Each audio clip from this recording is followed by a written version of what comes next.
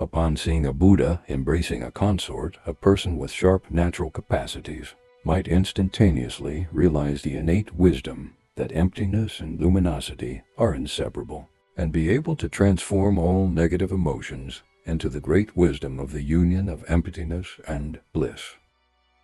Nowadays, due to its increasing popularity, many people study the Vajrayana, but very few people really understand it. Most people are simply curious. When they see a naked representation of the Buddha or a Buddha with consort, they immediately take a snapshot with their smartphone. They believe that what they are seeing is an artistic image of the human body. But even graver misunderstandings about the Vajrayana can sprout from such uninformed conclusions.